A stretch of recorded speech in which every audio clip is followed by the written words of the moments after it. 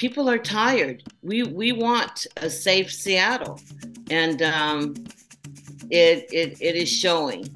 That's Victoria Beach, chair of the Seattle Police Department's African American Community Advisory Council. And coming up, we'll hear some straight talk from Victoria about the recent city council election, gun violence in Seattle, and the direction of the city.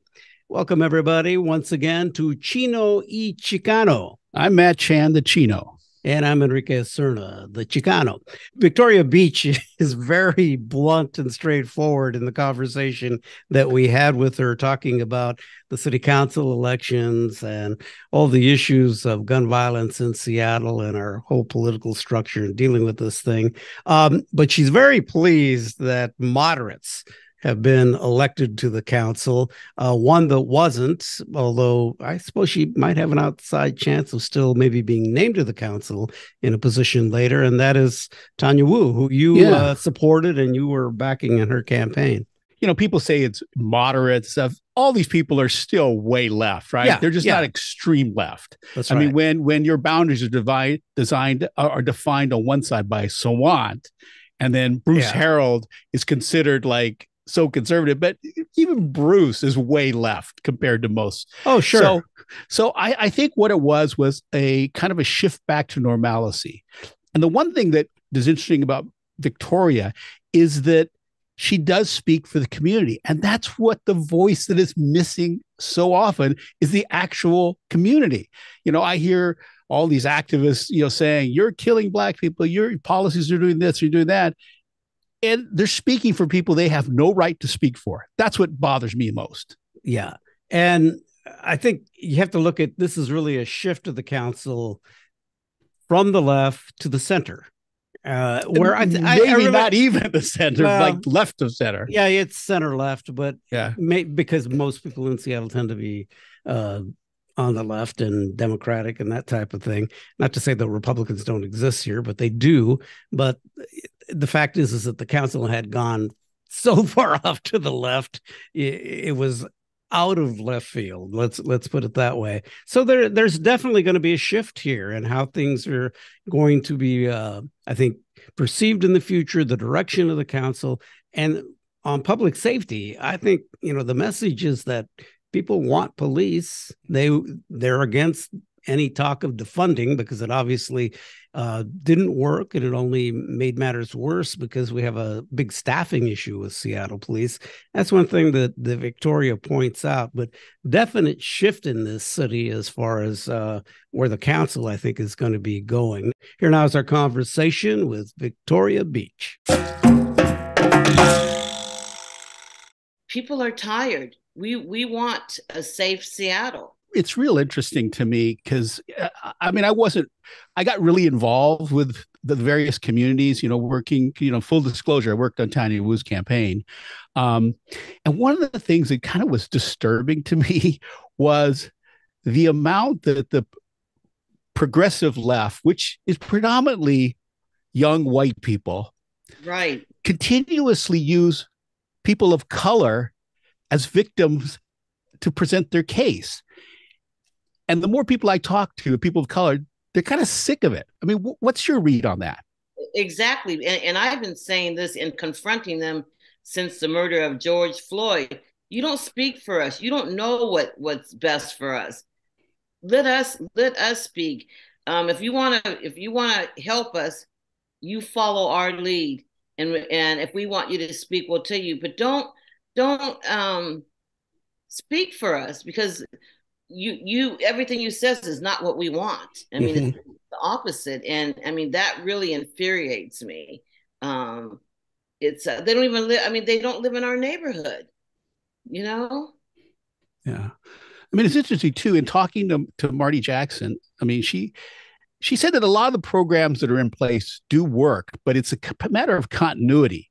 That as administrations change, as council representation changes, that these programs come and go, and so there's not the consistency. Is that what you guys? Is that what the communities are looking for? Is more consistency in policy? Yeah. And by the way, I was going to mention that Marty heads up the Southeast network and involved in kind of anti-crime efforts in the South End. Go ahead. What programs are you talking about? Well, just, investing in youth and those types of programs. Yes. Well, and I won't name the youth prevention programs, but they're not working. The city has thrown out millions, and I mean millions of dollars to these agencies that are supposed to work towards youth prevention. Nothing has been done, and they're not accountable for their money. The money's going to the wrong groups. Or if they're going to continue, be accountable for the money. I can think of different groups that money should go to, like Detective Cookie. Mhm. Pour money into the chess program. CD Panther kids, that's prevention. Having the kids play football. Pour money into that. A lot of those coaches put their own money out for these kids for uniforms and helmets. There are a lot of agencies, but So where's the money going? I don't know. So do you want to see funding then going specifically for youth efforts to keep young people busy in the community, through sports or activities, that kind of thing? You think it's more effective than having a community outreach that goes to the community to try to quell violence? Our kids don't have things to do. Remember late night, there's not a lot of late night places, and just building more programs to support our kids so that you're not busy with your kids. Somebody else is going to bring them along and join them. The more the community feels unsafe, the earlier things close. And the earlier things close leaves many more hours for young people to kind of get into areas they shouldn't be getting into. Yeah. Right. That is so true. And, but the other thing is besides, having places for our youth, we have to volunteer. Also, Garfield had a boo bash or something the Friday before Halloween, and they were scrambling to get people to volunteer and help. We need to invest in our kids, and a few hours, 2 or 3 hours of our time, we could be saving some of these kids. Let's talk about how long you've been doing this work as the chair of Seattle Police Department's African American Advisory Council. I know that the SPD has a number of councils with different communities of color. How long have you been doing this? I've been doing it 5 years. It's touchy because a lot of the community doesn't trust the police, and I didn't want that stigma on me, which it is. And so I said no. And the captain at the time at the East Precinct came to me one day and said, the reason why we want you is because you'll call BS on the police, and we listen, and your community. And you have brought us together. And so I said, I'll do it for 2 months. And I'm here 5 years later. And I get it. I don't blame anybody for not wanting to do it because, I've been called a traitor, a cop lover, and which I'm not. And I don't really sometimes feel like I don't have to defend myself because I know who I am. And a lot of the community knows who I am. And I just want to bridge the gap, and I want to give my community a platform where they're able to speak freely and to even talk to police on what they don't like and what has happened to them. That my community still comes first to me. And a lot of people have come around and they support me now. My community does support me. Why hasn't somebody else stepped up after you doing it, filling the 2-month effort and then going on for 5 years? Because they don't want to be connected with SPD. And it's a lot of work. I mean, it's a lot of work. My phone sometimes will ring at midnight for people wanting help or whatever. It's a lot. And the main thing is they don't want to be connected with the police. And is your role in this completely volunteer? No, it was, and I quit. because it just became too much. And the chief asked me what would take for me to come back, and I said I need to be paid if I'm around the clock. So yeah, it is a paid position then. Okay, so what is the issue about the trust? I mean, obviously we know that in communities of color there's always been this distrust of the police, but what do you see stands out to try to bridge that gap?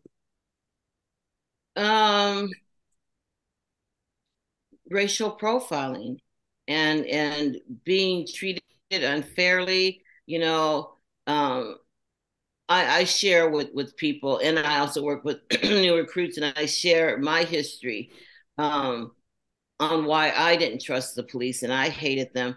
I had family members beat up, nobody killed, thank God, but I mean, beat up pretty bad. And when I was 17, I was called the N word by several officers. And, I share this, but I don't like sharing it because I don't want to disrespect my parents. And they have both passed, but I grew up in a home with domestic violence. And this was in the 60s. And they would come, and they would beat my dad up. I mean, really beat him up in front of us. And it's like, I just hated them all my life. I hated them.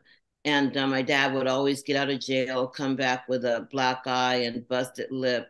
And so that was my first impression. And yeah, I had a nephew beat up so bad they knocked his pants off of him, and he was covered in blood in front of his mom. And she tapped one on the shoulder and said, "You're going to kill him." They threw her, broke her arm. I have many stories like that. And so the community, I'm sure they have the same stories. And I don't blame anybody for not being where I am.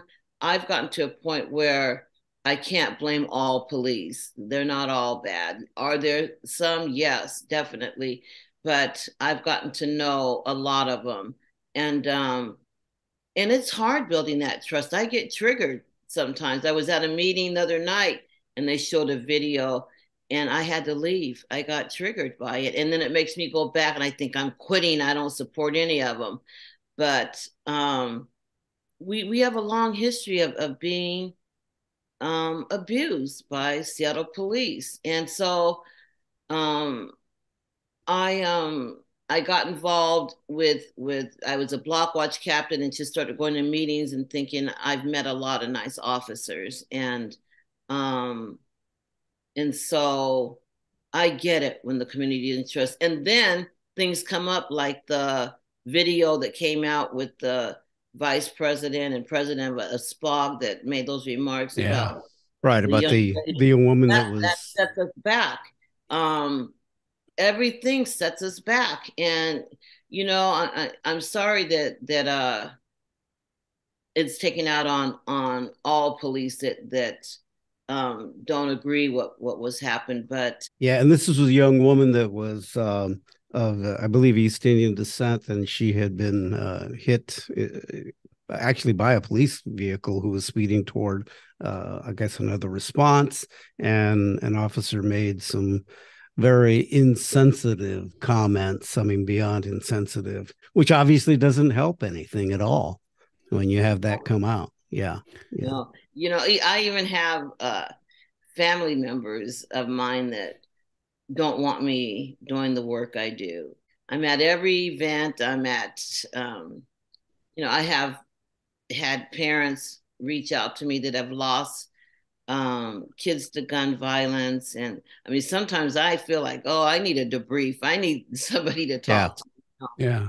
But well, you almost by default become the first touch point then. I mean, what's it like? How do you console a parent that's lost a child to violence?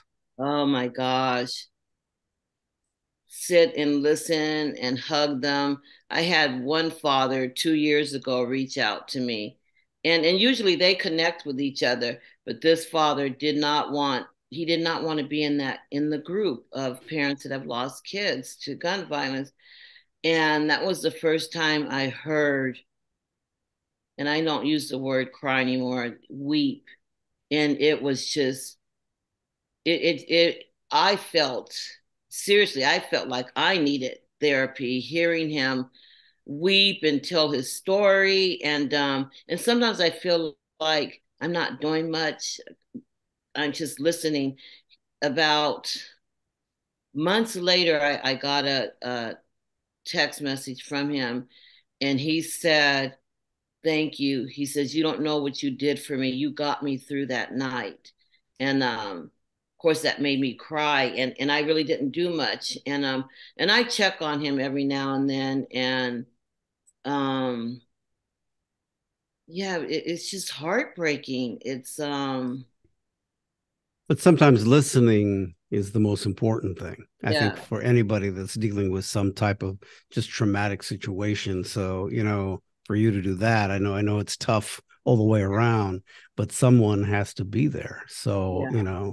thank you for doing that. Yeah, thank you. Let me ask you this. You know, we have seen just this year the violence and the gun violence and homicides in Seattle.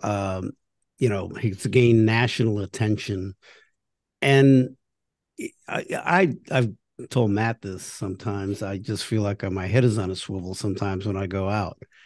What is going on here from your perspective? One thing we already talked about, there's no place for our youth.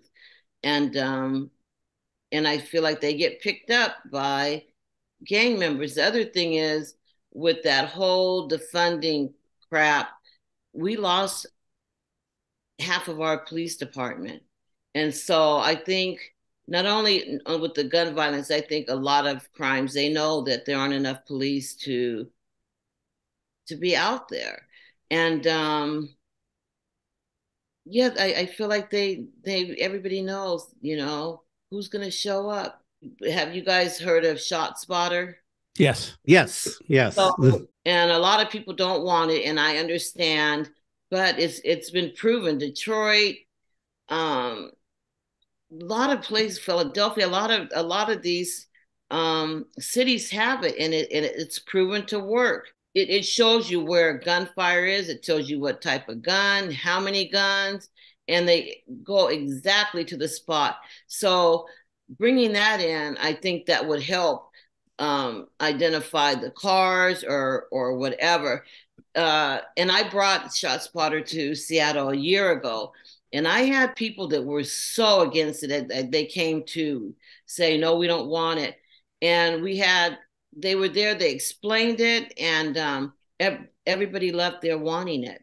So before anybody shoots it down, get educated. The ACLU had Zoom meeting to shoot it down. And I guess not very many people showed up. And it's a trial. If it doesn't work, then we can say it doesn't work. But if it saves one life, it's worth it. And I was in Columbia City yesterday, and I walked by, and so many businesses had their windows broken out. Mm. Uh, and I was talking to them about it, and I said, it doesn't detect this type of stuff, but they said, we don't care, we want it, because knowing that cameras are up, maybe they won't shoot in that neighborhood. Yeah. But it's out of control. We're losing too many kids, and that's what the community should be worried about. We need to save our children. This is a pilot project, the Shot Spotter, and it's a tool that's meant to combat gun violence.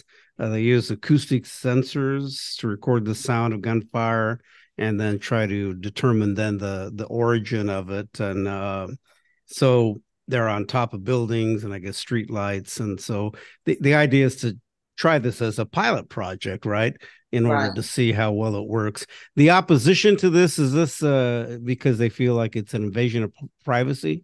Right. And I get it too. I get the other side too. But our kids' lives are more important to worry about am I being watched? If you have a smartphone, you're being watched already and heard.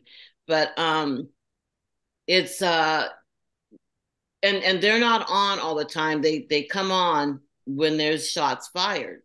And a lot of people don't believe that, but that's how it works. There's 4 neighborhoods they want to put them in where the most of the gun violence is happening. Right. You know, let's just try it, you know? And we have nothing to lose. I think that people right now are at a point where they're thinking, we got to do something. I mean, we know that our staffing issue is right at the top part of this for police. And there is a sense, I think, of public safety insecurity right now. That is really driving, I think, a lot of people, and I think we're probably seeing that in these council races, where they're really looking at that. One other issue that came up recently was the use of a ruse by the police department, and actually it was Omari Salisbury from Converge Media, who we're proud to be part of Converge, that through a public safety, a public information request, he was actually, on the streets during the protests and heard this call that was some issue regarding the Proud Boys, and it actually turned out to be a fake call that the police department had used. And I want to get totally details about that. But basically, it was, now they've set a policy against the limitation of kind of, the police can still do some of this stuff, but they don't want, there's a limit as to what they could do. Did you support that? Yeah. Actually, I just like Omari, I lived down at CHOP. I was there day and night, and I happened to be there when that came up about the Proud Boys. And I was with a friend, and I heard that, and I told my friend, "Oh, I'm out of here." And he was like, "No, let's stay." I go, "Well, you're white, I'm black. They're my life's in danger." And so I went up to a line of police officers, and I said, "Are the Proud Boys here?" And they go, "Yes, they're not down here yet. They're in Volunteer Park working their way down." So I was told the same thing. And then I called a lieutenant that I know and asked her, and she said, "Yes, go home." I heard a statement saying that it made people get their guns and stuff. And I disagree with that, because everybody had a gun. I never seen so many guns, assault rifles in my life. Everybody down there they were armed. Both sides, everybody, right? Everybody. And my kids were having a fit because they didn't want me down there, but I was down there because I wanted to see for myself what was happening. I think saying the Proud Boys were down there probably made people think, "All right, come on, come down, because we're ready for you." So it could have made the whole thing worse, is what you're saying. Yeah. Turning back to safety, I mean, one of the things that, and I'm surprised it didn't generate more outrage. And then maybe it's because, oh, yeah, that's just the South End. When the daycare center at 23rd and Jackson was shot up, and you had babies, army crawling to the bathroom for safety.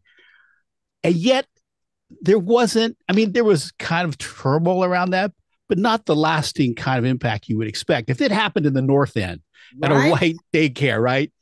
You'd have the National Guard out there. Yep. So when will the city officials, do you think, start taking the problems in the South End serious? Because they are different than the rest of the city, because it is a result of redlining, racist policies. Everything, and yet it's like, it's just South End. I so agree with you. I think, especially with Joy Hollingsworth as a new council member, I think we're going to see a change. I think we're going to see the focus and how urgent it is to save our people, Yes. And I think that it's coming. I'm good friends with Joy, and we've had many talks.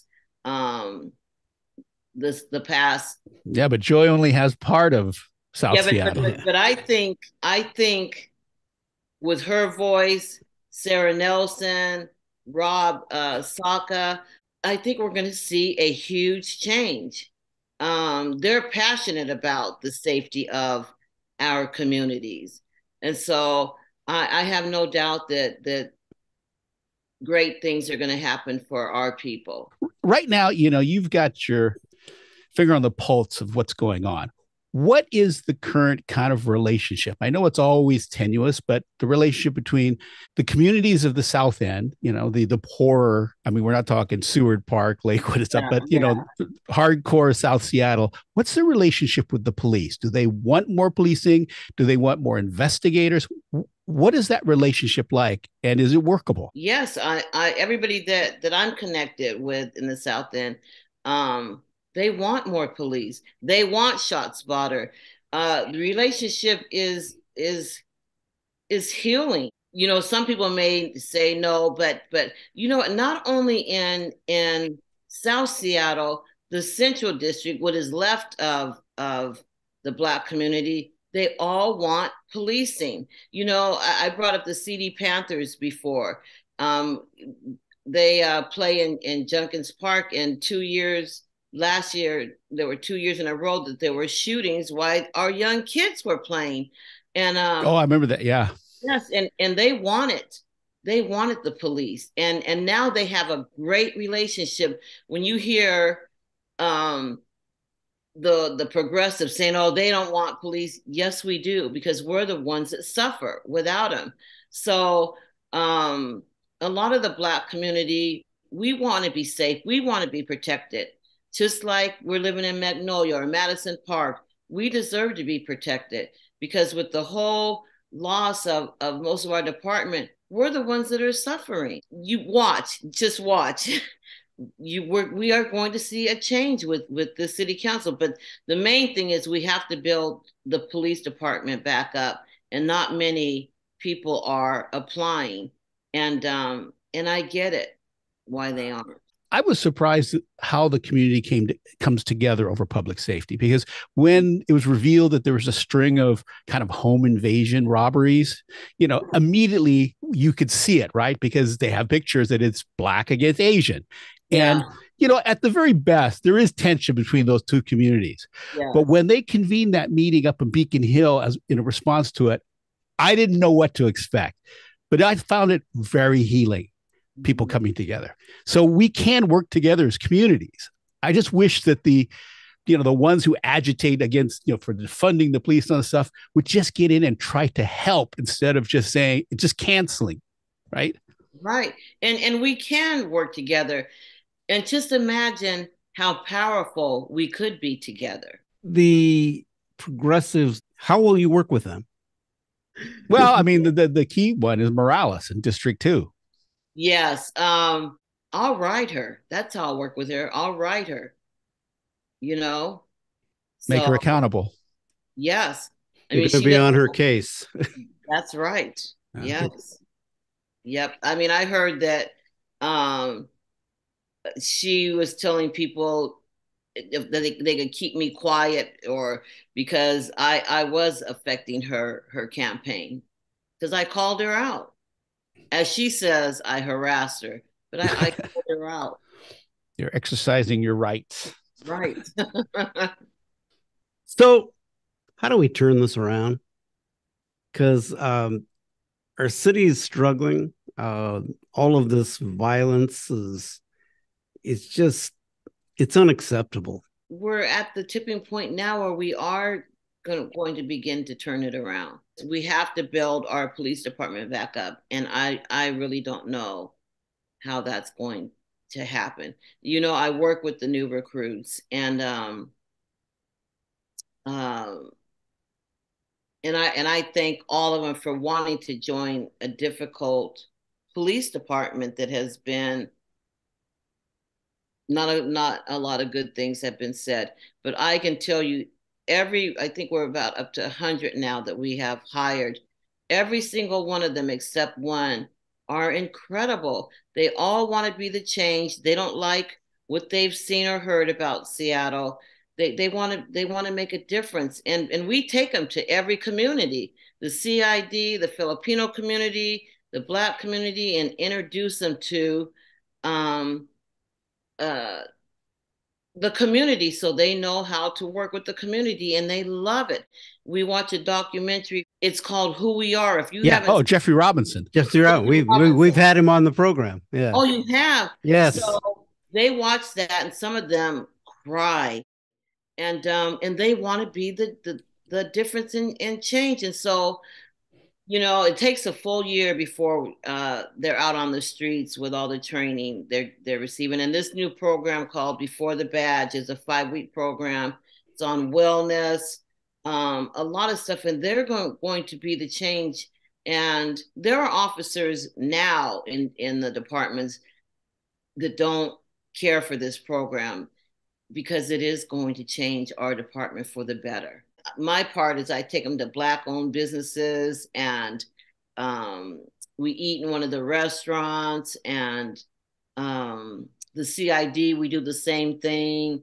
The Filipino community, there's a day they have their food bank. They help give out food. They sit and they have lunch with them. They talk about the culture. So I have to give it to the chief. This was his plan, and we're going to have a great department. We only have, I think, like 9 so far out on the streets, and I'm so proud of them. Yeah. You know, and the mentality that these new officers have, there's no way that you wouldn't like them. It's a different generation. It's a challenge, but it is. I hope that it is a generation that will realize that they can make a big difference. And I'm glad that the Jeff Robinson documentary, which is really powerful, is being used. Yeah, and if anyone hasn't seen that, you need to watch that. Right, it is. I think it's still available on Netflix. It is really, yes, it is who we are. You know, and it is the history of racism in our country that is just so dramatic. Well, we're working with him, so I mean, there's other stuff we have going with him. Right, okay. And he's here. He's in Seattle. Yeah. Well, thank you so much for taking the time to talk to us. This is thank you for 5 years of service. You know, stay strong in all of this. We appreciate it. Thank you so much. All right, Victoria Beach. Thanks for taking the time, and we'll stay in touch. Okay. Yep, we will. The Chino Y Chicano podcast is available on your favorite podcast provider. You can watch the video version on YouTube. And Converge Media, a leading producer of culturally relevant content in the Pacific Northwest. We'll talk more later.